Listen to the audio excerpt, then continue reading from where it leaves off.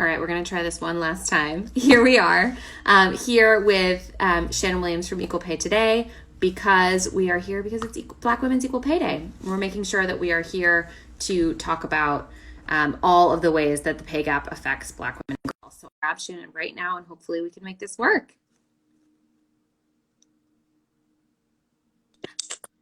It worked!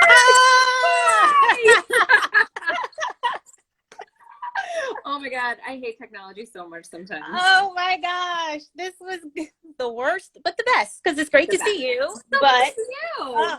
I am really not with technology, but oh my gosh, glad we can figure this out. I think it took me probably 40 times to get this time I did it, so you're doing great. Thank you. I feel this is a win for me for today. Yeah, so awesome. I'm so glad we made it work. So again, this is Shannon Williams, who's the program director at Equal Pay Today, who really runs the gamut on all the work she does for equal pay issues. But Shannon, do you want to just give everybody a little bit of background on both equal rights advocates, Equal Pay Today, yourself, and particularly why we're marking Black Women's Equal Pay Day today? Yeah, thank you for having me, first of all. This is great, and I have to say, I always love your earrings. Oh, it's I love kind of a thing now. I know, I always look to see what earrings you have on today. But yeah, so I'm the director of Equal Pay Today and the Equal Pay Today campaign, which is a project of equal rights advocates, a longstanding civil rights legal advocacy organization that's housed in San Francisco, but we're a national organization.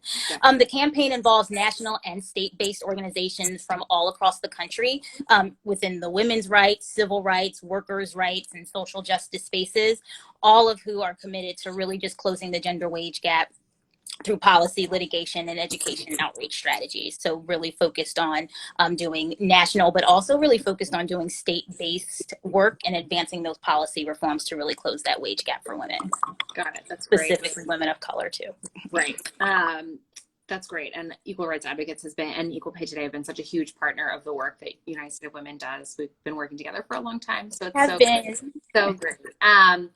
So Shannon, today is Black Women's Equal Pay Day. So can you explain to people who are watching who may not know what that means, what that actually means, and why we mark today as Black Women's Equal Pay Day?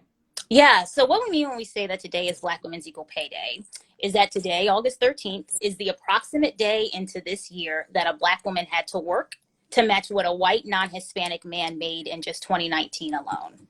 So it's crazy, right? This is Right. August, 2020 is almost over, which is probably a good thing for a lot of people. But it's terrible, right? Yeah. So Black women who work full-time year-round in the United States are typically only paid 62 cents for every dollar paid out to their male counterparts, and therefore are really working a lot longer over their lifetimes to achieve equity. And they're losing a great deal of earnings over their lifetimes too, right? Which we're seeing now more than ever, especially in our current climate with the pandemic, to be extremely detrimental, not just to Black women, but to their families and also to their communities as well.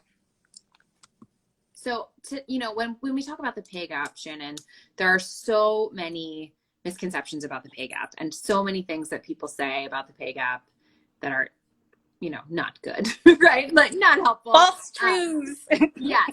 Mistruths, exactly. Falsities about this. So, I know people often focus particularly on actual paycheck discrimination, but there are so many other policies and things that go into the pay gap as well. Can you tell us a little bit, Shannon, about particularly what factors contribute to Black women's pay gap and ones that maybe our audience hasn't considered before?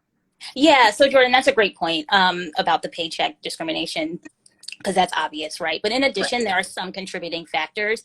Occupational segregation, where the work of Black women is systematically undervalued, and the profession staffed by mostly women of color are seen as less deserving of a living wage.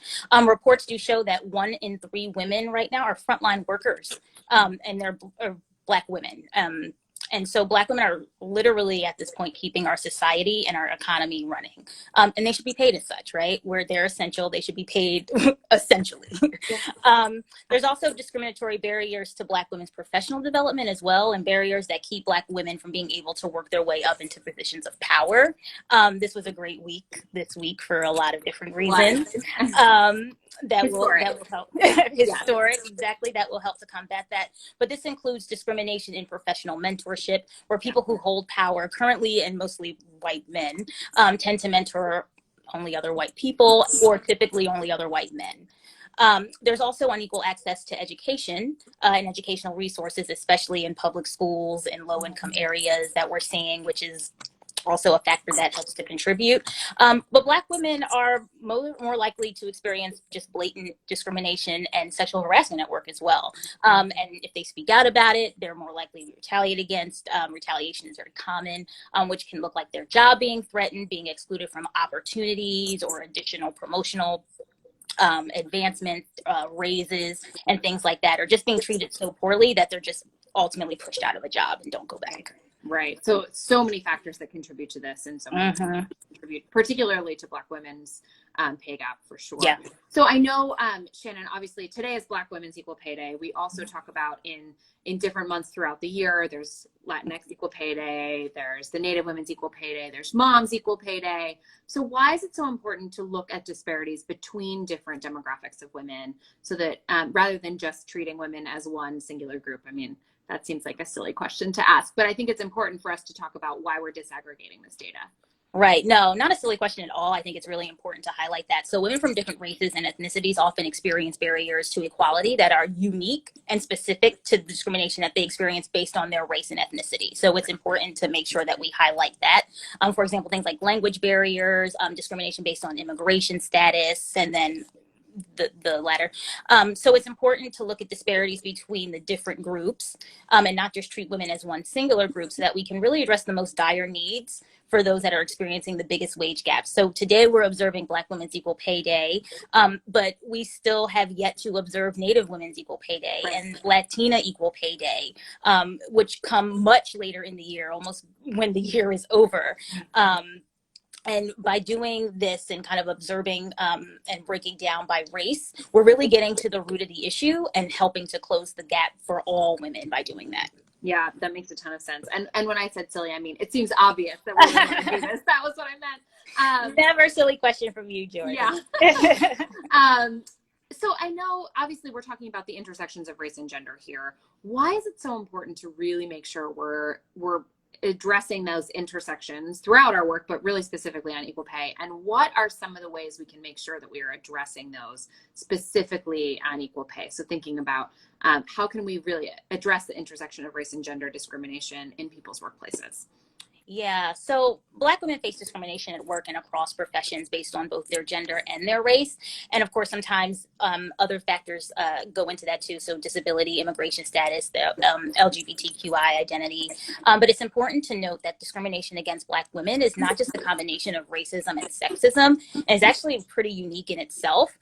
This holds true in our workplaces and in Black women's paychecks across all fields, all sectors, all industries. So even when factoring for education level and years of experience, Black women are continuously paid less than white women and a lot less than white men.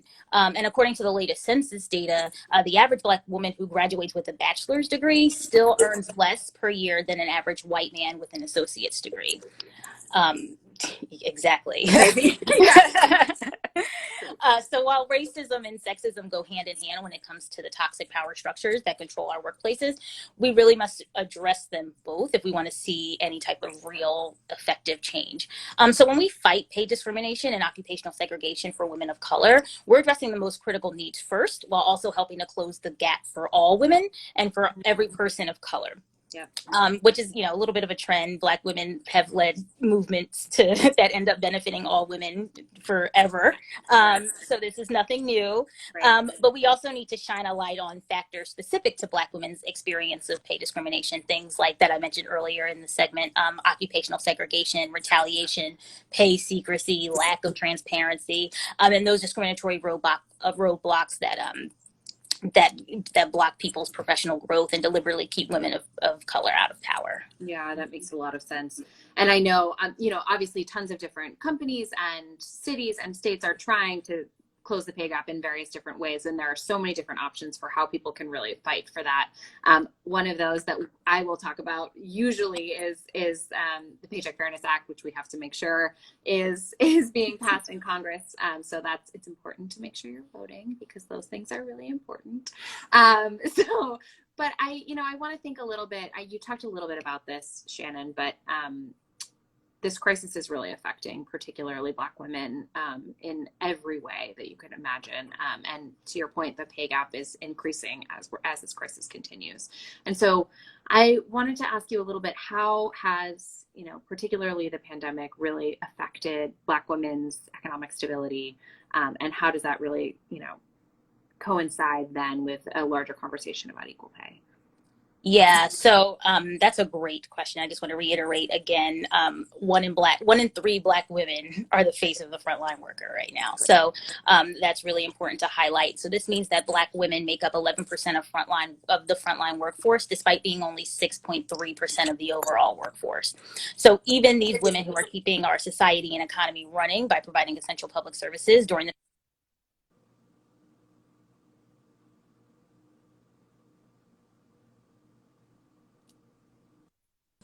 You're still there. Keep going. Hi, did I lose you? No, you're back. You're fine. Oh, good.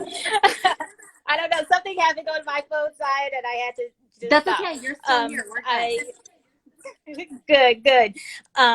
But I say all that to say, or whatever people caught, Black women are also overrepresented in industries that have seen the biggest layoffs right now, right? Like that's the restaurant industry, the retail industry, hotels, and are being paid less in those areas just in general. But being paid less affects not only the individual worker, but also their family, their community. Think about what that money could mean for our economy right now. Right. As you mentioned, Black women are more likely to be breadwinners of their families, paying them less, and so paying them less. It just hurts all around. It's a huge blow, and all of this happening during a pandemic. I mean, when you compound, it's like crisis on top of crisis on top of crisis, and that just has a severe impact on Black communities that we're seeing right now firsthand. Right. No, absolutely. And I will say, every one of these conversations we have when we've been talking about the impact of the pandemic is really about how on the back end we can come out of this stronger and better, and having a country that is actually built to be fair to people.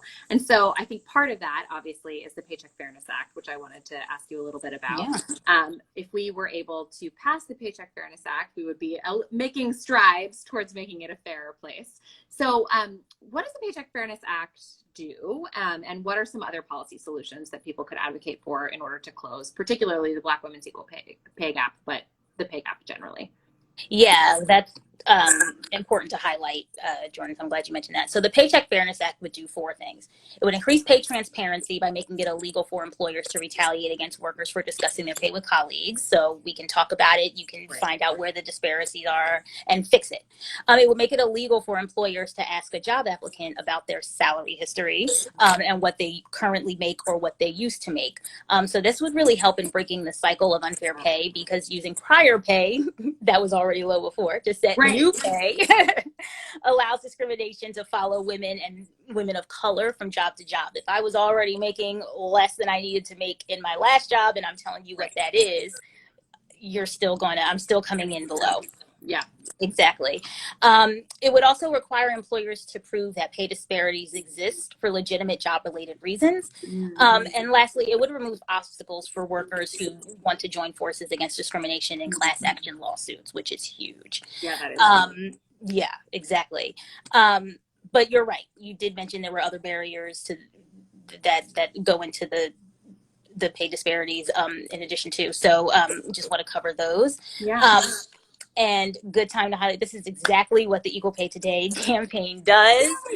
So we're very excited to be engaged in this work, but we attack the factors that contribute to the wage gap on multiple fronts. We're a coalition of advocates and organizations across the country who work together to raise awareness and pass legislation. So we're doing things like fighting to eliminate the sub-minimum wage for tipped workers who still only make $2.13 an hour. I can't even fathom that number.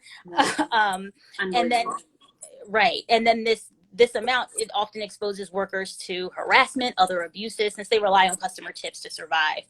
We're also shining the light again, and I can't say this enough, on occupational segregation, the economic devaluing of work traditionally done by women, which, by the way, are now the essential jobs of our society. Exactly. Yeah.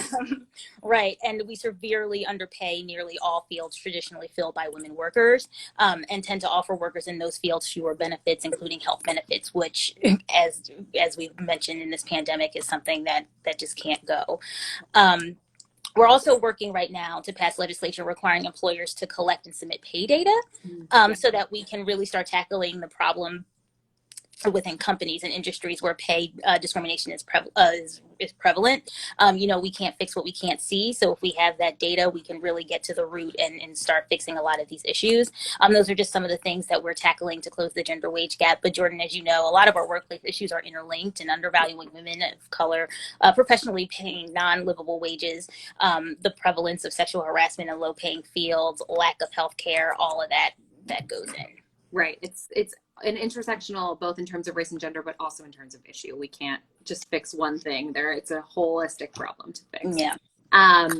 Well, Shannon, obviously we talked a lot about some things that are frustrating, because the stats about Black women's pay is staggering in many, many ways. But there's so much progress that you guys are making at Equal Pay Today that so many people are fighting for right now. So I wanted to ask you, like I ask everybody else at the end of these, what's giving you hope right now as we're amidst this pandemic? We are marking Black Women's Equal Pay Day, but we are still continuing to march forward as much as we can. Yeah, as cheesy as it sounds, probably what is giving me the most hope right now is how just the diversity of the voices that are being so vocal in this moment. We've seen a lot of different movements, a lot of different campaigns, a lot of different issues that have been brought to the forefront. And right now it just feels like change is like right there. Yeah. and we're so close. So just seeing the diversity of the voices, just seeing how people are being so vocal and unapologetically vocal about these issues is just so inspiring, and that's what's given me hope. Yeah, absolutely. I think I couldn't have said it better. That's absolutely true. It's so nice to see so many organizations and individuals working together on problems that may not affect them directly, but they're trying to support each other. It's been really good to see that sort of stuff happening. So well, on this Black Women's Equal Pay Day, thank you so much for all of your work, Shannon. Thank you, Jordan. So much to Equal Pay Today for the work you guys do every day. We're so proud to work with you, and we will do everything we can. Everyone should call their members of Congress on the Paycheck Fairness Act, learn about the pay gaps in your company, go to Equal Pay Today's website to help with all sorts of other different things that you can really do to combat the pay gap. And Shannon, thanks so much for joining us. Thank you. You're a great partner. Always love hanging out with you. So great to see you. And I'm Thank sure I'll you. talk to you soon. Yeah. Bye, Jordan. Bye.